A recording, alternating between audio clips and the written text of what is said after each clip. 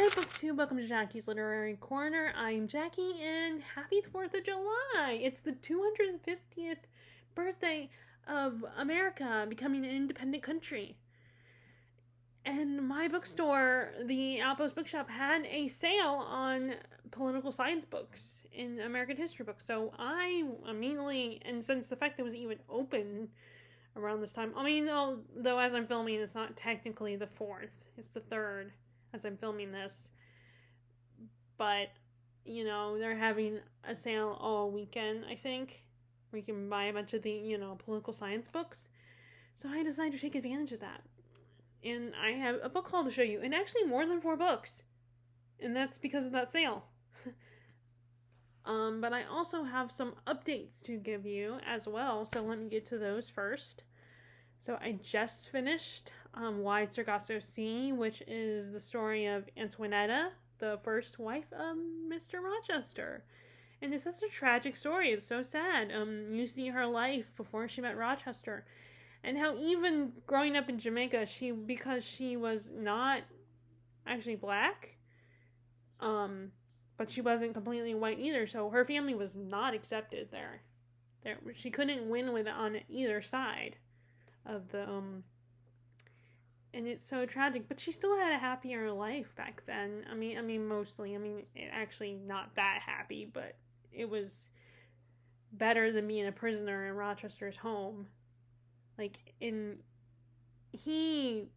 lusted after her. He thought she was beautiful, and he tried to love her, sort of. He didn't put in a lot of effort, but he did, he was very rude about her home country. Let's put it that way.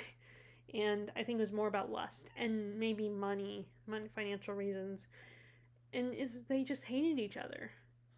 The only thing he did for her was not put her in asylum, where back then in that world, that being put in asylum wouldn't be any better for her, because the way people were treated in those asylums back in that time period.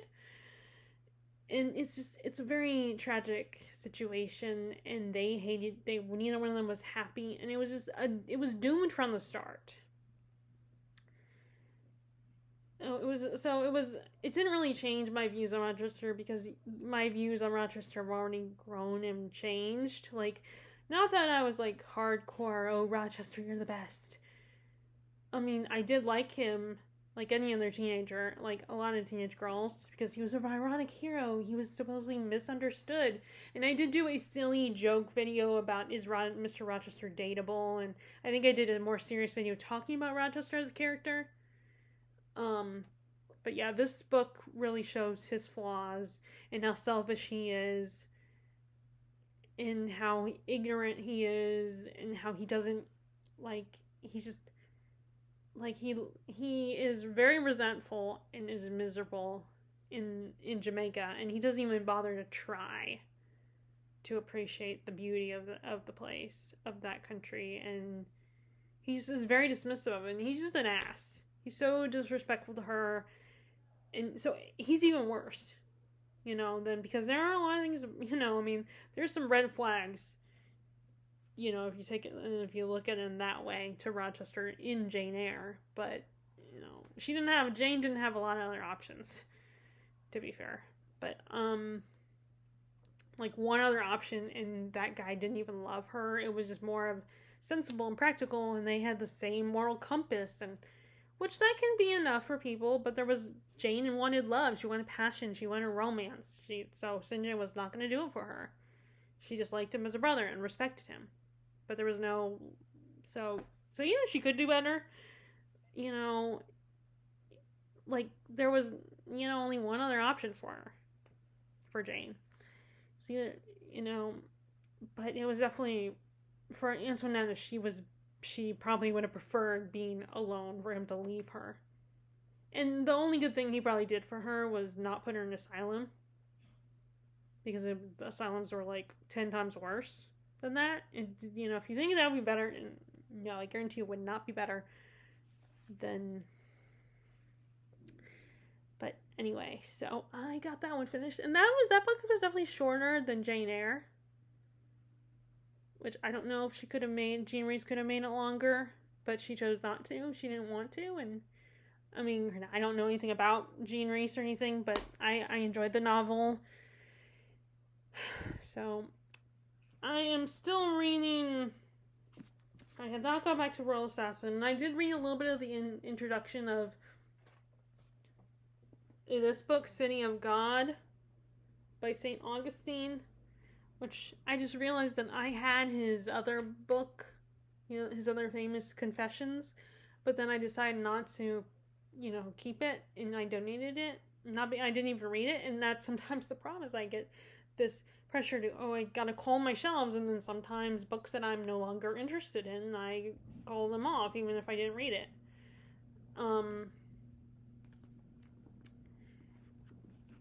But so I read a little bit of the introduction, and like I said, I have not picked up Royal Assassin yet, but I have made progress with Demon Copperhead, and I almost did buy another the other day. I almost did buy another Barbara Kingsolver, but then I decided let me just read the ones I had before I buy another one. And so far, like I said, I'm really enjoying this one. I mean, I liked it when I started reading it before. I just put it down temporarily and was like, I'll come back to it later. And I am really interested in, like, this kid, this demon kid, or Damon, I think is his actual name. It's just everyone calls him Demon. He is so angry and so full of rage, and you can't blame him considering. And he has a lot of trust issues. And again, you can't blame him because of his situation. I mean, he's been nothing but abandoned and let down by the adults who are supposed to take care of him. And they treat him like shit.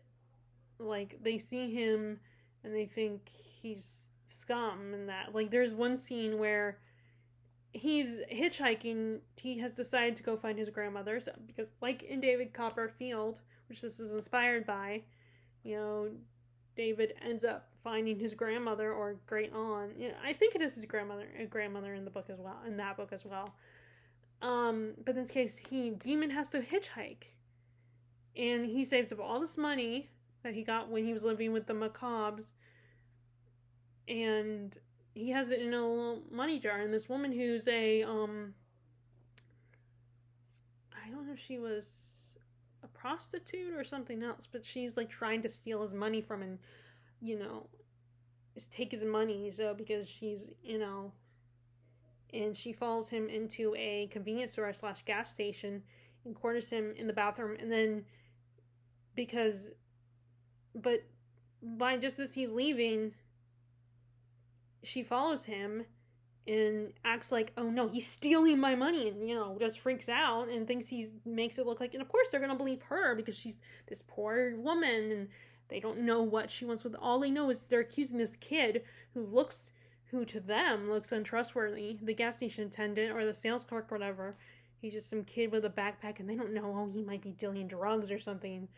He's a kid that's hitchhiking, and he's scum of the earth. And so they are like, the guy automatically dismisses him as like, oh, you're a liar. And he, even though Demon tells him, no, I made this money on my own. And he's like, oh, did you steal it?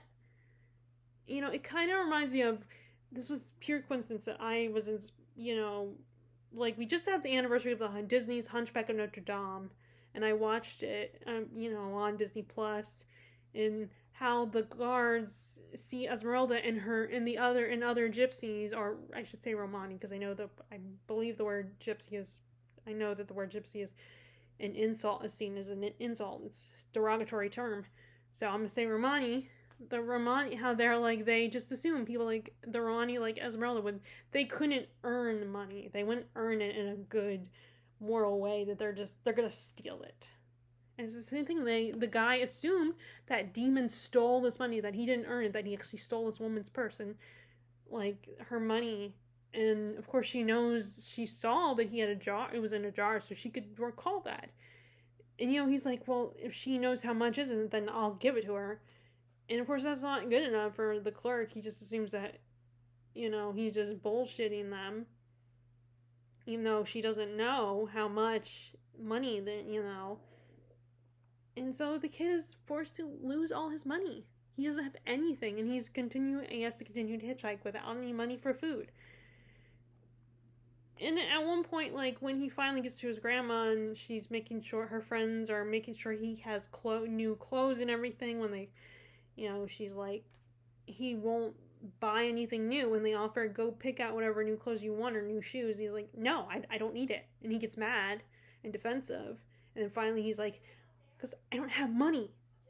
Like, he gets mad, and of course, but, the girl he's with is sympathetic and is like, oh, okay, I'm sorry.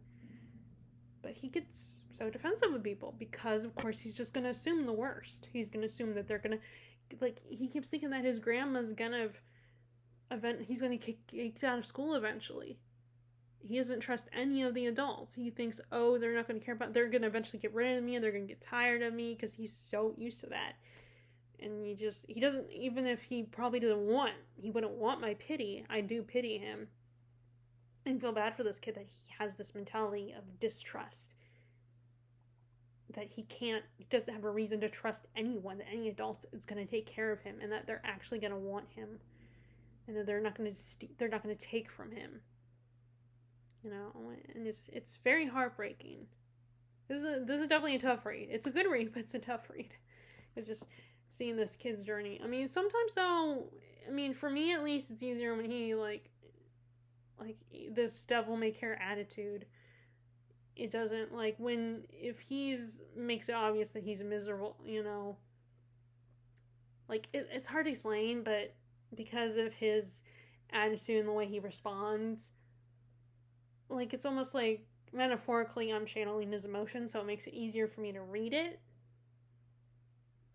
Because I'm, and I also want to find out how he's going to succeed. Like, how are things going to work out? Because when David Copperfield, things work out for David in the end. So I'm going to say, well, you're assuming that it's because it was inspired by David Copperfield. Hopefully he's going to have, like, a good, happy ending. Maybe not perfectly tied with a bow like Dickens's novel was, but still a good ending, a decent ending where Damon is going to have at least a good, content life. He's narrating the story, so things are going to work out for him in the end. The fact that he's narrating this. But anyway. So that's that. I did actually get... I should have grabbed it, but I did get... Where is it?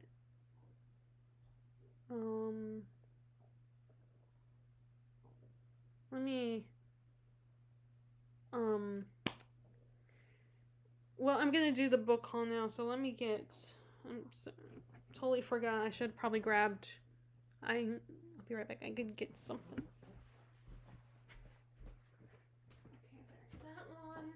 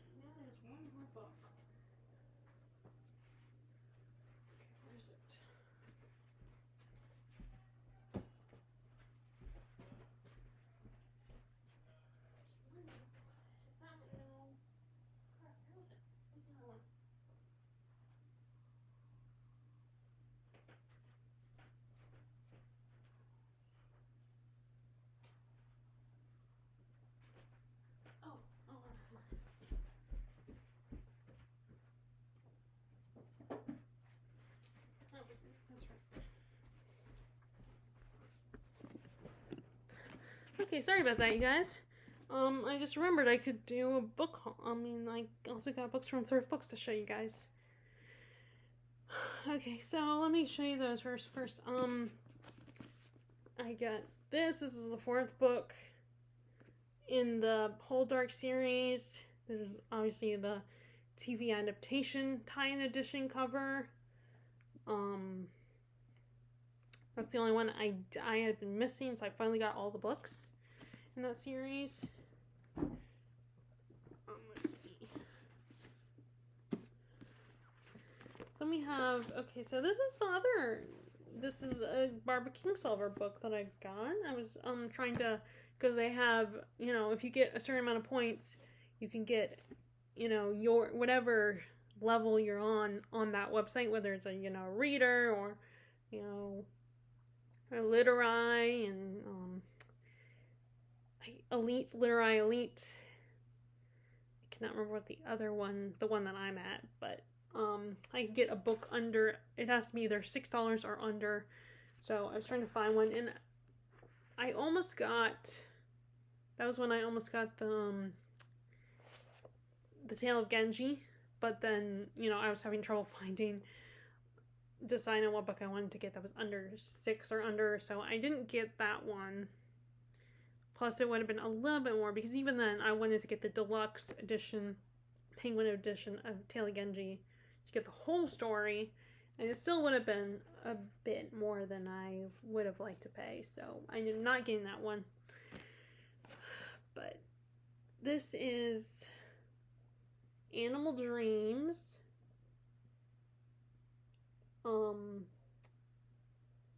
Okay, I'm gonna read the back. Okay, a handsome pet. Okay, well, so it starts with a quote. Animal dreams about the things they do in the daytime, just like people do. If you want sweet dreams, you've got to live a sweet life. So says Lloyd Peregrina, a handsome Apache train man and a latter-day philosopher.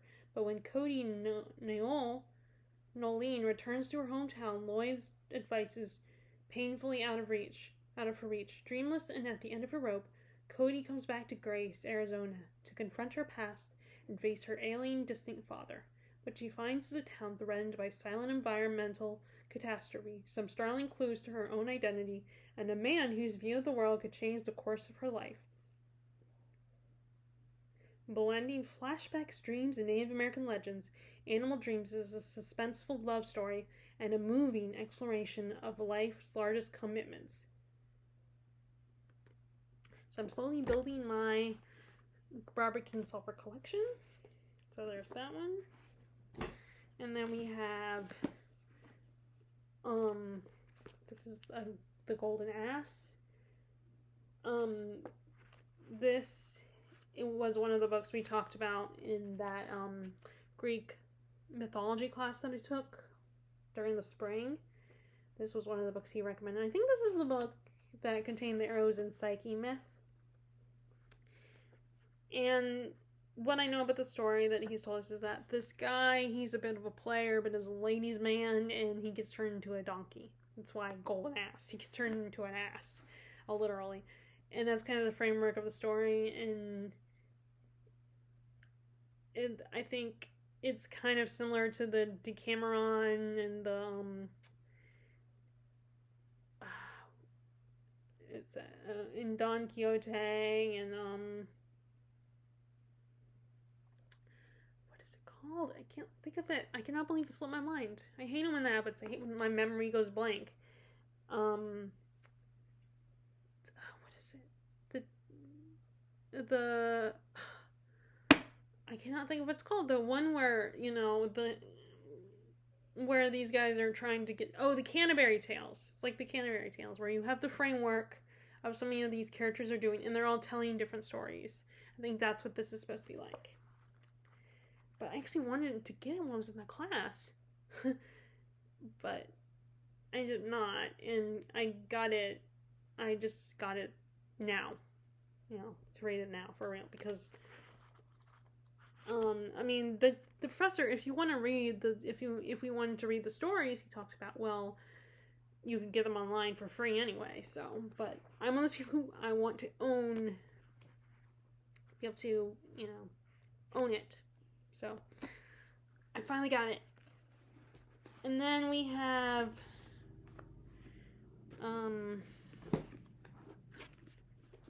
this was the book I got the last time, not the other day, but a week ago. I got this at BAM, Dolores Claiborne. So I'm gonna read the back in case you guys don't know about what this Stephen King is about. When Vera Donovan, one of the wealthiest and most ill-natured residents of Maine's Little Tall Island, and that's the island where the storm of the century took place. Not this. It's the one. It was the miniseries, not the Steven Spielberg movie, but it's a miniseries that Stephen King he wrote the screenplay for. Dies suddenly in her home. Suspicion is immediately cast on her housekeeper and caretaker, Dolores Claiborne. Dolores herself is no stranger to such mistrust, thanks to the local chatter and mysterious circumstances surrounding her abusive husband's death 29 years earlier. But if this is truly to be the day of Dolores Claiborne's reckoning, she has a few things of her own that she'd like to get off her chest, and begins to confess a spirited, intimate, and harrowing tale of the darkest secrets hidden within her hard-scrabble existence, revealing above all one woman's unwavering determination to weather the storm of her life with grace and protect the one she loves no matter what the cost. And I do believe that Stephen King had, what is her name? That one actress, I cannot think of her name. The one who was in Misery. I cannot think of her name at the moment. She was also in Fried Green Tomatoes. I can picture her face, but I cannot remember her name for some reason. But that actress, he had her in mind, I think, for this book. And he did the adaptation. And then, the other day this is the one I got. So I was gonna, like I said, I was gonna get the Barbara Kingsolver book, but then I opted not to and focus on my other Barbara Kingsolver books. And I went in, thought I'd try this. This is a new, a new type of cover I've seen at Books A Million of some of the classics. Even the Poisonwood Bible is in this cover. It's a very simple style. I mean, it was like, it's not anything special or anything really. But I don't know. I just like the uniformity of some of these special editions, and it does have the French flaps where they're all each a different color, and there's the style of the cover is very similar. I don't know. I'm drawn to the uniformity of it. This is The Dispossessed by Ursula K. Le Guin. This is the author of there's that famous older fantasy series. It's C something has maybe it says it in the description. Let's see. Does it find Earthsea? That's right. I didn't find the word, but I now remember it. It's called the Earthsea series. And I guess she has a lot of other books that are not part of the series, but are standalones. This is The Dispossessed, and by the description, it feels very sci-fi and not necessarily fantasy. And it sounds like that she's an author. Ursula K. Le Guin is an author who writes a mix of fantasy and sci-fi, it kind of blends together. So I'm gonna read the description. Oh, so these editions literally came out this year, I think, because on the top it says, in celebration of the 250th anniversary of the United States, HarperCollins is proud to present the This Library of American Classics drawn from our own storied catalog. And HarperCollins was founded in 1817. The Dispossessed is Ursula K. Le Guin's brilliant tale of anarchism and capitalism, individualism and collectivism, in one person's quest to bridge the ideological chasm separating two worlds. Published more than a half a century ago, this winner of the Hugo, Locus, and Nebula Awards is as relevant as ever, says Scientific American. The arrow of time has sped forward since 1974, but the circles and cycles of Le Guin's masterpiece continue to suggest, with urgent humanity, both present and future. Chevek is a galactically famous physicist from the isolationist and anarchic planet Inaris. In the face of hostility, threats, and the pain of separation from his family, he makes an unprecedented trip to a mother planet, Uras, defined by warring nations, abundant poverty, and immense wealth, greater than any concern for his own well-being. Lost my spot. distrust and division between his planet and the rest of the civilized universe must be torn down. Upon his arrival, he finds out the egotistical Philistines he expected, but an intelligent, complex people who warmly welcome him. But soon, Shevik and his work are seen as a threat, and in the profound conflict that ensues, he must remain and re-examine his beliefs, even as he ignites the fires of change.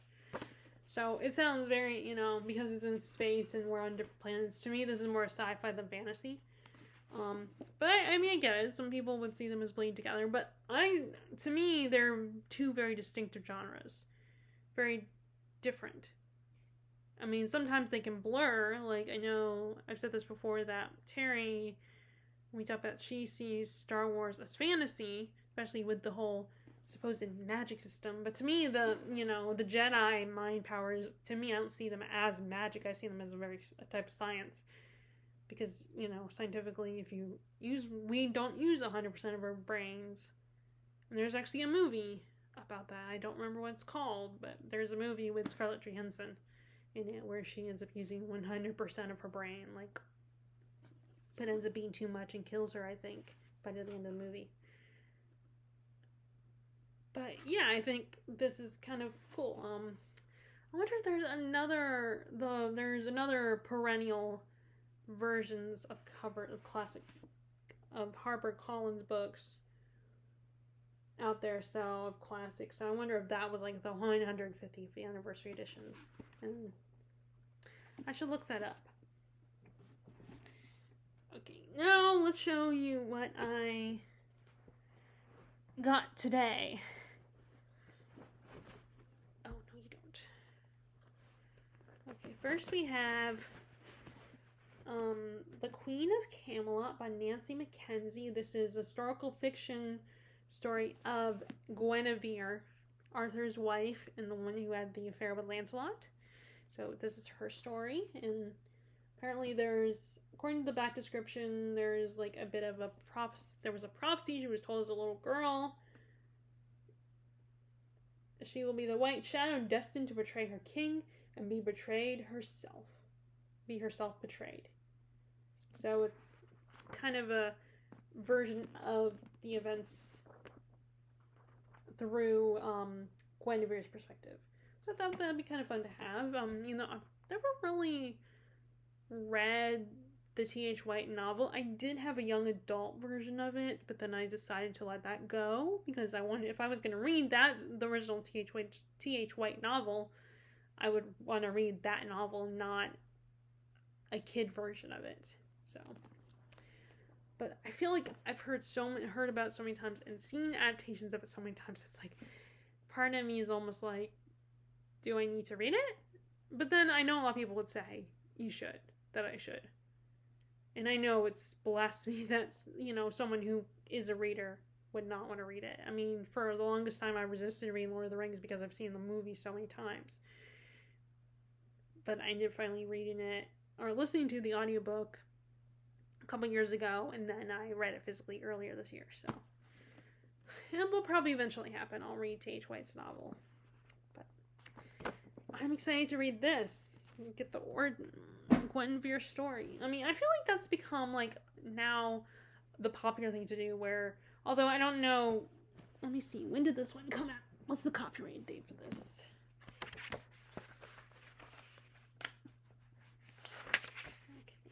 There's so many pages. I think there's so many pages. Okay, copyright date is... Oh, well, actually, no. This one came out in the 90s. I mean, it was probably around the same time when, what was that one? The Mists of Avalon series. That probably was around the same time that came out. Of course, now people, because of what we've heard about the author of Mists of Avalon, how a disgusting human being she was. Like, she was just, like, cruel, things came out about how she was abusive to her daughter. Like, from her daughter. So... But anyway, I'm only bringing it up because I'm wondering if it was around the same time. It was kind of about the whole Camelot Arthur story through a woman's perspective. It was from the Arthur's half sister, Morgan Le Fay. It was her perspective. Well, this is Guinevere's perspective. So I feel like that's become, the last 10, 20, 30 years, that's been a trend that's been going on. There are a lot of stories that we're looking at, especially more recently in the last 10 years, that stories from the woman's perspective. Which, yeah, I mean, I'm all for, obviously, as a female reader, I'm all for that. You know, I mean, I hope it keeps going. But we see more of that. And then we have, so I have a couple of books by this author now. You know, when I get a book by an author and then I see at the Outpost Bookshop, I see another book by the author, I get tempted to buy, and sometimes I do, sometimes I don't. But this is Mary Magdalene, a novel by Margaret George. This, Jesus is the woman, like, some people say that she was his wife, or at least his companion. Depends on who you hear from, but I'm gonna read the back. Mary Magdalene, the beloved disciple and companion of Jesus, has held a mystique since her name first appeared in the Gospel of Mark. References to her are tantalizingly brief. We do know that she was the first person whom the risen Christ appeared, and the one commissioned to tell the others the good news, earning her ancient and honorific apostle to the apostles. Today, Mary continues to spark controversy, curiosity, and veneration. Was she a prostitute, a female divinity figure, a church leader, or all three? In a vivid recreation of Mary Magdalene's life story, Margaret George uses testaments, letters, and narrative to convincingly capture Mary's voice as she moves from girlhood to womanhood, becomes part of the circle of disciples, and comes to grips with the divine, grounded in biblical scholarship and secular research. This memorizing novel is a movie diary of the soul.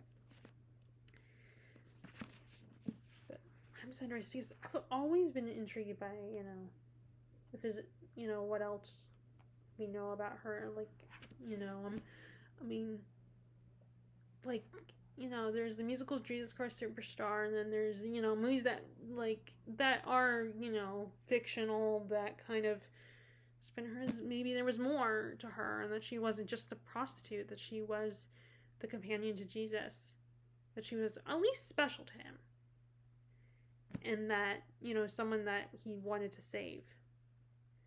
And then there's, in the Da Vinci Code, they, talk about how she did, how she was there was more. Now, I know Da Vinci Code is not, like, a lot of people take issue with Dan Brown and what he wrote and everything, but either way, I'm kind of curious. That idea is intriguing to me,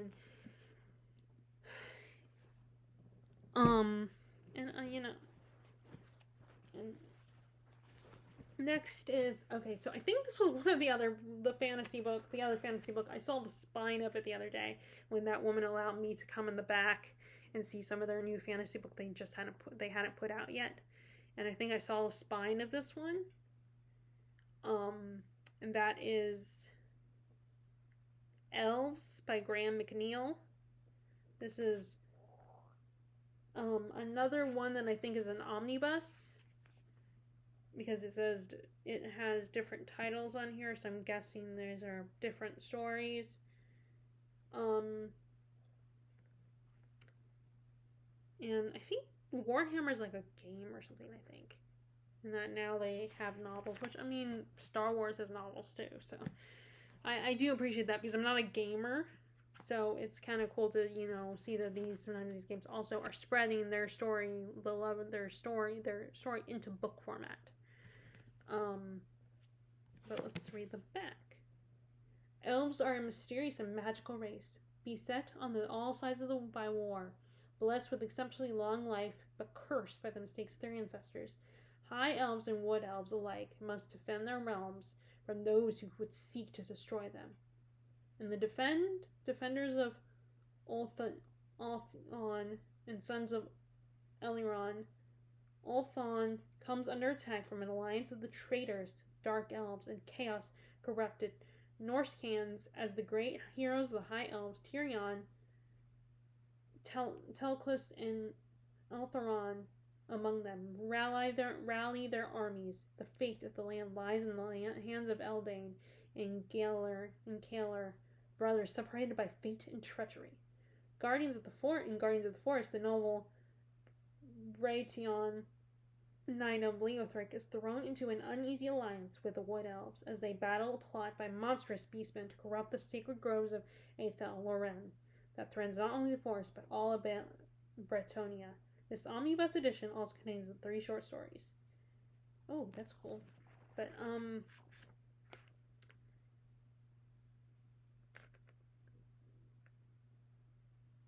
yeah, okay, so it does say also available from Games Workshop. Justin's other book. So, yeah, I'm excited to read this. Like a lot of people think, because a lot of people that get into Lord of the Rings, I am interested in elves. So, and this is a format that I can get into. Because, like I said, I'm not a gamer. I have no interest in getting into games. So, like, I like the ideas of the stories and of the games that actually have stories and stuff. That I do like the idea, but I have no interest in getting into games. Okay, so, and then the 2 books I got, where I bought one and got the other one for free. First we have Japan at War. So this is the history of when Japan tried to conquer and be like the equivalent to Germany, but in Asia. The equivalent to the Nazis. This is their, during World War II, how they wanted to take over Asia and everything, and I thought it'd be kind of interesting to read about from their perspective and read about what they did and what actually happened back then, what their intentions were, and it's just, I think it'd be interesting to read their perspective. Okay, so this path-breaking work of oral history captures for the first time ever, in either Japanese or English, the remarkable story of the ordinary Japanese people during World War II. Okay, so to be fair, this is also more about the people. The people of... In the sweeping panorama, Haruko Taya and Theodore Cook take us from the Japanese attacks on China in the 1930s, the Japanese home front during the inhuman raids on Tokyo, Hiroshima, and Nagasaki, offering the first glimpse of how this country's century's most violent conflict breaks the lives of the Japanese population. Japan at War is a monumental work of history, one to which Americans and Japanese will turn for decades to come.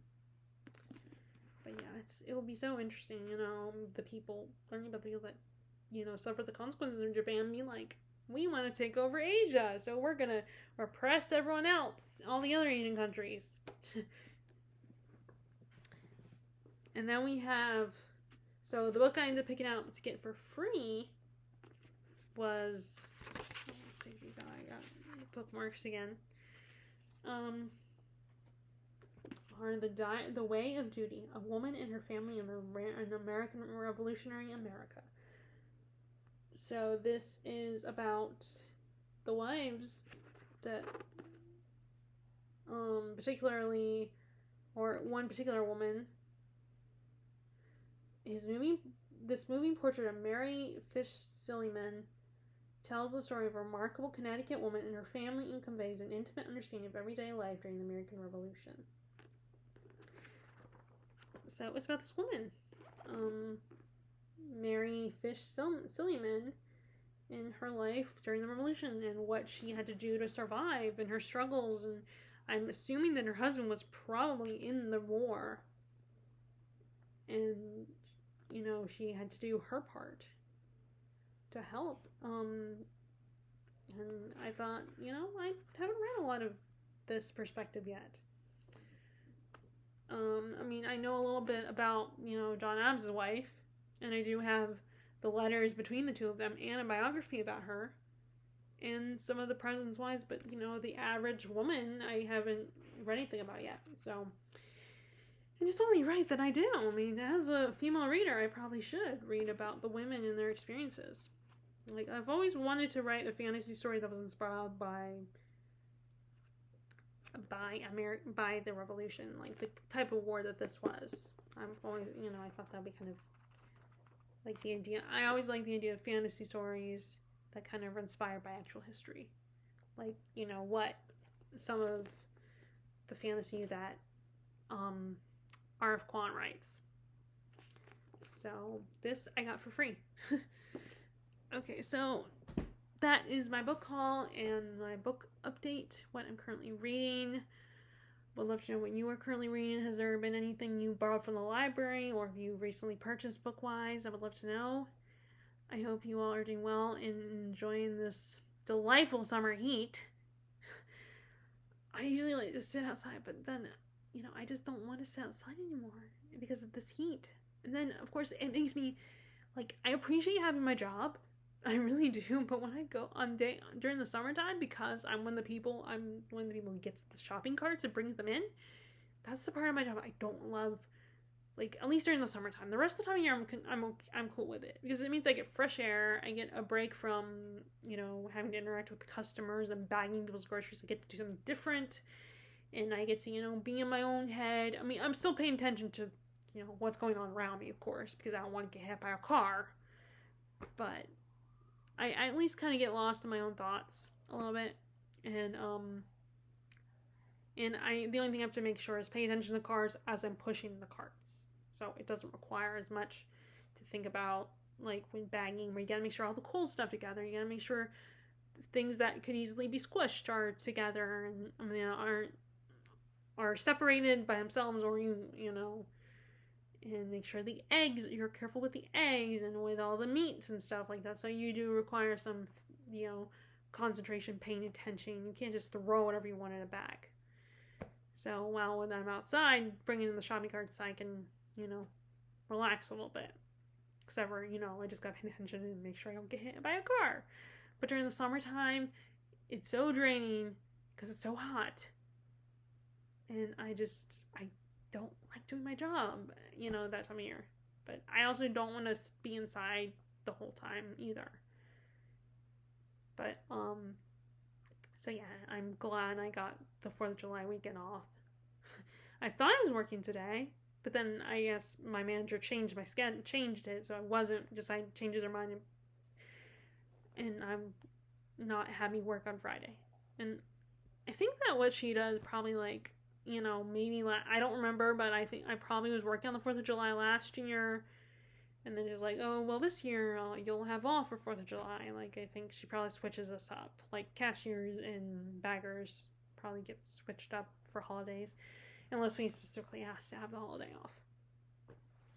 Anyway, okay, I'm gonna stop talking. I did start rewatching Avatar for a non-book related thing. The Avatar, The Last Airbender, the original animated show, not the live action. I haven't watched that yet. I want to watch the original show first. So I got to season 3, but I took a break in between and started getting into other stuff. I think it was last year when I first started it, and now I've finally come back to it, and I'm watching season 3. I'm at the halfway point, so that's a non-book thing. But anyway, like I said, I will talk to you later, and I hope you're enjoying your reading. And have a good 4th of July if you are celebrating. All right, bye.